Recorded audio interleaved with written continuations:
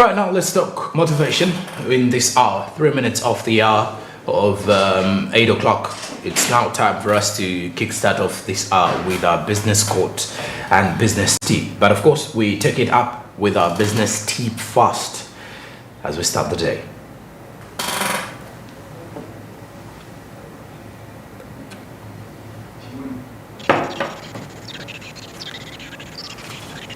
The tip says any discount is a special deal. If you're giving a customer or a client a discount, let them know it. When you send the bill, be certain to indicate the regular price and then the voluntary discount you're giving them. That reminds them that they are getting a special deal. Well, businesses do offer discounts, I think. I want to believe so. And even services offer discounts. You may sometimes in November there are companies that offer discounts during Fridays, or what you could call Black Fridays, and then in December companies do giveaways. I've seen quite a number of retail shops, especially supermarkets in this country, giving back to their customers, giving a discount of a certain product. Then also some companies do sell products on a discount as a marketing strategy, but what you need to know is if you're giving out these discounts, let people know. For example, if there is a product that has been on the market, it is better for them to at least know that, well, this product has been on the market and it's been sold at 10,000 Ugandan shillings, or let's say 5,000 Kenyan shillings, 2,000 Tanzanian shillings or anything, but now it is being sold at 5,000 Ugandan shillings. There's a 50% scrapped off, or let's say 2,500 Kenyan shillings, 50% scrapped off, 1,000 Tanzanian shillings, 50% scrapped off. Let people know the kind of percentage or the kind of sweet and special deal you're giving to them. And obviously, they will be enjoying your kind of business. That's our business tip this morning. Now let's get our business quote as well.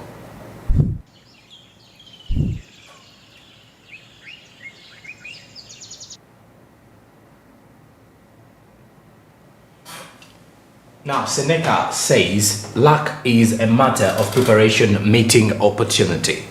So according to Seneca, there is nothing like, I'm lucky to do this. No, you were prepared and you met an opportunity that was given. So luck is a matter of preparation meeting opportunity. So there is a lot to do with you positioning yourself better, or for you to always prepare yourself every day. The more you prepare yourself for an opportunity, the more it is likely to at least fit in. So just prepare yourself and then you will see how lucky you will get. People will start calling it luck, but well, you've prepared yourself, and of course the opportunity is there for you. So opportunities always come for those who are prepared. There is no way an opportunity will hit you if you're never prepared. Obviously, if it hits you and you're not prepared, it is not your opportunity. There will always be someone who is going to take it on, because for them, they're already prepared. They were already ready for that. Now, besides that, let's head to our social media trends, looking at the Twitter users. What was transpiring in the last 48 hours of social media for the Ugandans on Twitter, especially rotating around business and, of course, the Women's Day celebrations. But, of course, we're going to kick it off from social media trends that were rotating around Jinja City. And by the look of things here, Uganda Uncovered made this tweet on March 1st that Uganda Railway Museum in Jinja was constructed in 1928. The station is one of Jinja's oldest historical buildings. It holds artifacts before the railway in Uganda, life during the early days of development, during colonialism, and the railways after independence. It's worth a visit. I don't know if any of you has been there, or some of you want to be there. There is something you can uncover. Uganda Uncovered with that tweet. Then Jinja City, Uganda, Jinja City, with a tweet that Uganda's first burns specialist hospital opens in Jinja City. This is located in Kakira on Mwiri Hill, or the surgical center that offers specialized care in plastic reconstruction. Then Jinja's finest, the 31st out of 100 at Nshekan, says, a good morning from the Republic of Jinja, the adventure capital of East Africa. Of course, those are some of the activities that normally happen and make it the adventure capital in there. by the look of things, for those who have actually been to Jinja as well. Now, classic exciting safaris at Exciting Classic with a tweet and a picture. The most beautiful grand entrance to the mighty Jinja city. No town in Uganda has a city entrance as beautiful as this one. Well, in the opinion of the Classic Exciting, of course. Classic Exciting Safaris as well with another tweet at Exciting Classic. Jinja city at night. Hashtag Jinja nightlife. That is according to what Classic Exciting Safaris has to say in regards to Jinja city. And well, you can easily see that it's a beautiful city in the night. Kampala does look beautiful as well in the night, by the way. The lighting always makes it very viable. Now, Sasha at The Fine Beauty with a tweet. Every hotel in Jinja is named after the water. The Nile Hotel, source of the Nile Hotel, Victoria Hotel, and Victoria Resort. So it is either Nile or Victoria, according to what Sasha. And it's an observation that you would make immediately you step into Jinja and start asking about lodges or hotels or places of leisure. There's something pretty much to do with the Nile onto the branding. I think the Nile represents the entire atmosphere in Jinja. Now, Ward Anaka at Brian Odong says, I visited the Uganda Railway Museum today with a friend. It's an interesting glimpse into the past life of our grandfathers and mothers and the joy of organized transport systems of train travel. Hashtag Jinja, hashtag Uganda Railway, hashtag at the Railway Museum UG. Pretty much the first words that he used in the statement, and his grammar can be a bit confusing sometimes. Now, UOT Jinja at UOT Jinja with a tweet, a stunning beautiful sunset in Jinja city. Got a hashtag visit Jinja and experience it. Well, Jinja is just a minute's throw away if you want to at least go in there and see yourself tapping into Jinja city. Now, besides that, let's get into the other business trends, and this time around the trends in social media were rotating around Women's Day celebrations. Let's have it.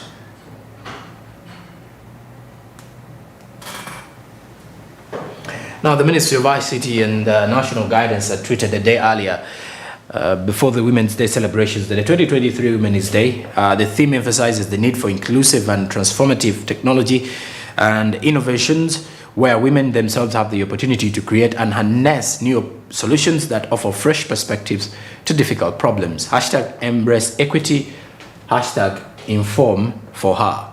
So you can inform for the ladies and for the women in your life as well. This is according to that tweet from the Ministry of ICT and National Guidance.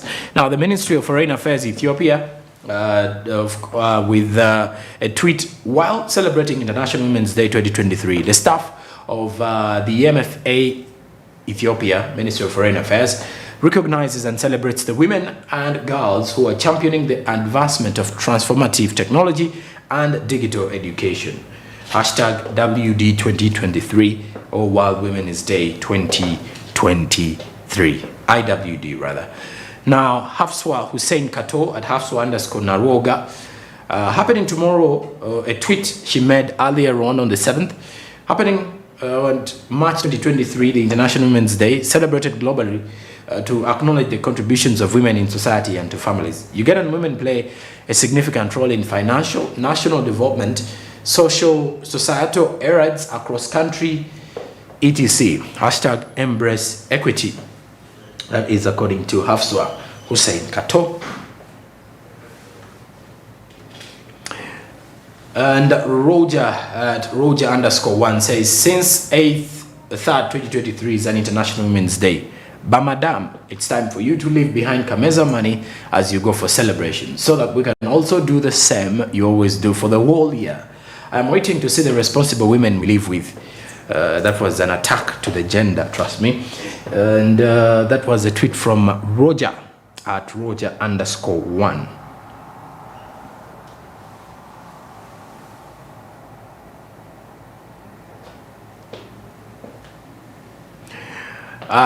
Athena at Selena Taylor says the theme for International Women's Day, 8th March 2023, IWD 2023, is digital innovation and technology for gender equality. This year, Action Aid International Kenya global platform is joining hands with other feminist organizations and social movements. Hashtag Embrace Equity KE or Embrace Equity Kenya to ensure that this is a digital inclusion world and looking for other platforms. Now, Nababito Geraldine at Geraldine Bito 20 says 2023 is Women's Day celebrations will take place at Karo High School Playground, Chirura District. This was as of yesterday. Now, to extend equal opportunities in education, science and technology for information on the gender equal future. Hashtag Embrace Equity, hashtag Inform for Her at Ministry of ICT and National Guidance, at Azawede, at Moses Watasa, amongst the others. So the hashtag is embracing more to do with equity and Inform for Her this year. At Brave Jonathan 2 with Mbade Ngude Muzi, I want 200K for Women's Day. That is according to what he says, that just a few from the other gender, obviously the gender being celebrated here, asking for a 200K for Women's Day celebration. That is according to what he said, that he had fallen into that trap this time around. Then Yande at Kitize Valerie says, during International Women's Day week, the day chosen to commemorate women, you have young women who organized, legally registered an organization, legally obtained a permit, locked up to make an example of them to play into political agendas. The issues of gender-based violence are prevalent in this country. 20,540 cases of gender-based violence were reported countrywide in 2021 by the Zambia police. 16,301 of these were women and girls. Now, women are silenced in their homes, in their schools, in their churches, and now, when exercising their freedom of association and assembly enshrined in Article 20 and 21 of the Constitution of Zambia, Chapter 1 of the Laws of Zambia. Now, this one, Yade at Kutesi Valerie was actually giving her side of the view that there's a lot to do even when we are celebrating Women's Day. And she's a Zambian on Twitter. And well, that is it for the social media trends of what was trending and happening within social media, from Ginger up to what happened across to the side of Women's Day celebrations. Now, as we're heading into the business updates, I'm here to remind you that it's now officially past 16 of the hour of 8 o'clock, and the markets on the Zaba platform have already been opened now, since they open at 8:15 a.m. What you need to do is use the USSD code *292#. Follow the prompts, make it count, yes, do so, and be able to invest. Make your investment worth it. It's a no hassle. You can invest anywhere in the time frame of 8:15 to 3:15 p.m. East African Standard Time. Remember, if you have no account yet, all you need to do is register with your national identification number, and then in the next 24 hours you will be eligible to invest in government bonds and other securities. For all of those who need to know, is that the markets are only fully closed on public holidays and on the weekends. Zabu, my money, my future.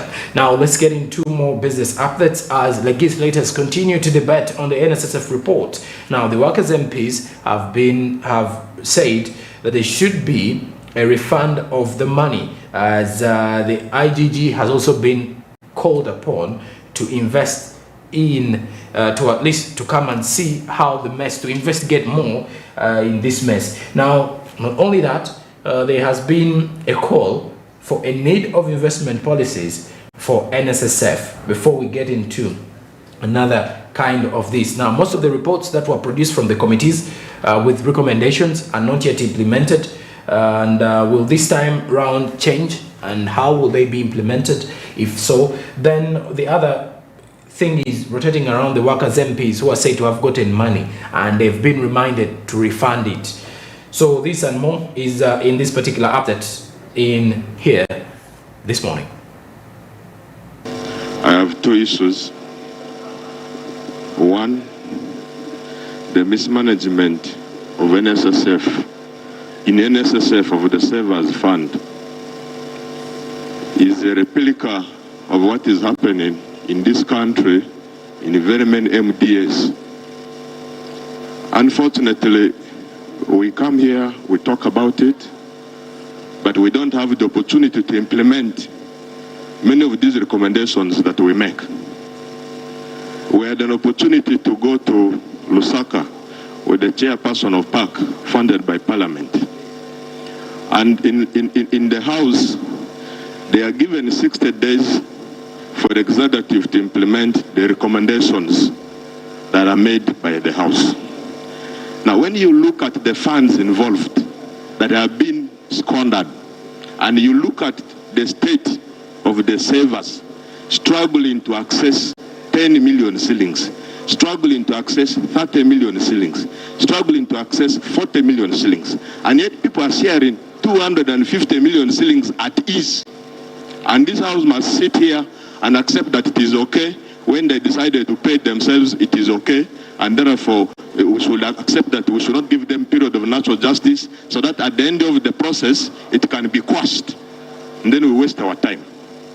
I don't think the committee needed to invite them because they did not decide in giving money to themselves. But the finding is that they actually receive money irregularly.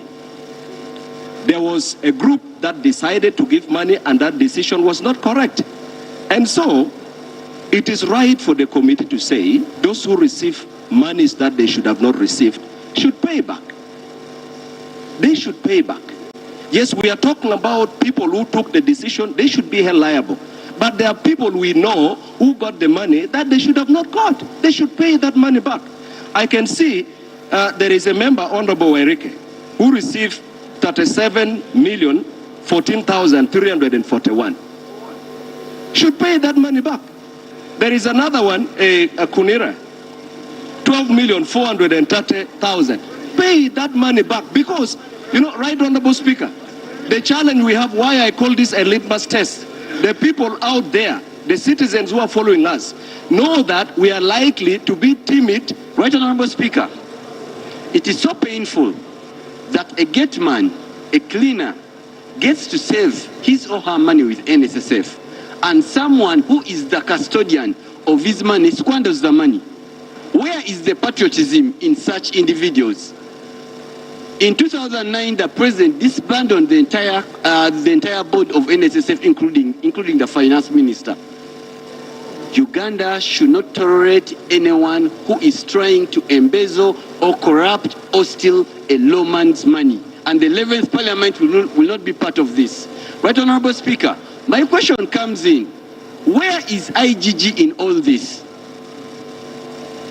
This came out as a failed deal between the minister and the board members. The minister wanted 6 billion. It was not given to her. Then the board members came out. She said, we would rather all lose and go with nothing. When you go to the Mabati issue, it's still the same thing right now, Right Honorable Minister. When you go to the GOAT issue, it's the same thing. Where is IGG? Why should IGG always wait for someone to have a failed deal to come and fight corruption? Parliament has taken over the fight of corruption. IGG should come in. As I speak, Right Honorable Speaker, there is a case in IGG where the chairman, board of NSSF, is alleged to have squandered money, and he has started purchasing buses that only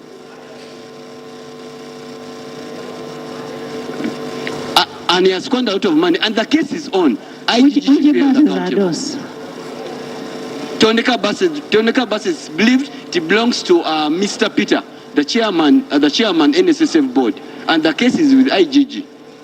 Madam Speaker, the NSSF does not have a specific policy on investment, especially when it comes to land purchase.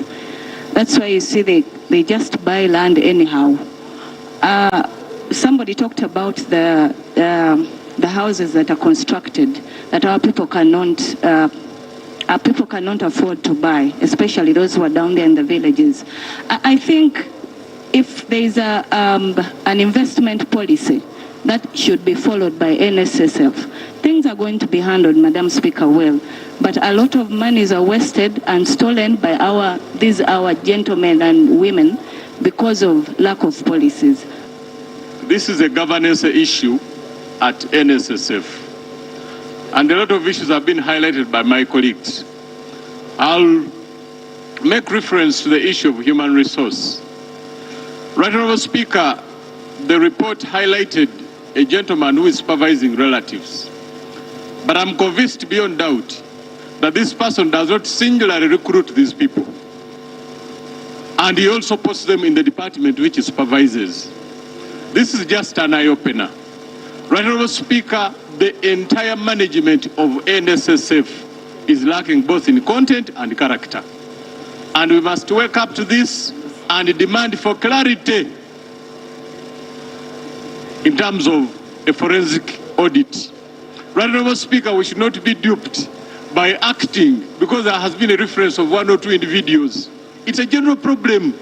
So saying you are doing away with this one and the other without digging into the details, for whatever the reasons, this could have been only one person whose information was availed to the committee. But there are hundreds more there who are supervising their children, their wives and everything. So let's have this clearly brought out by a forensic audit in HR. All right, of course, you can easily see the legislators pointing out fingers to the board. Of course, the NSSF saga does continue. There's actually reminding the fact that there should be a deep investigation into the workers' MPs who received money from NSSF to return it back again. So there is a lot to do with the twist, but this also is just a follow-up of the report that was released by the committee that was led by Honorable Mwine Mpaka that was following up on the same matter to do with the NSSF issues, and also challenging that the NSSF should appoint a new managing director. And over social media yesterday, there were people actually already pointing out and naming their own kind of managing director that they think would fit in for NSSF. And if I'm not mistaken, the founder of Jumia Uganda is one of those who have been highlighted highly. That is according to the users on social media, by the way. It's not any sort of something that is coming from any point of view, but the question is, where does this come from? Anyway, besides that, Andrew Barigi is joining us here as just to look just a little bit of the issue. The NSSF situation is still continuing, creating room for more arguments and discussions. And more discoveries coming up. Now we get to realize about the MPs on the former committee. They found the system already rotten, and they could get money the way they wanted, And I mean, it all doesn't really make sense. Sometimes I'm asking myself, why are some of these things unfolding right now amidst the saga? And that means let's get ready for a surprise in the coming days. And well, of course, the implementation on reports does seem to be another challenge, especially when the report has been filed or a report has been returned to Parliament. Implementing some of the key provisions or the key recommendations has always been a challenge, and it's something that most of the legislators want to happen. Well, besides that, now we do head into a break. When we return, we have sports business and the latest from the entertainment business. Stick around, we've got lots of updates coming up. Good morning.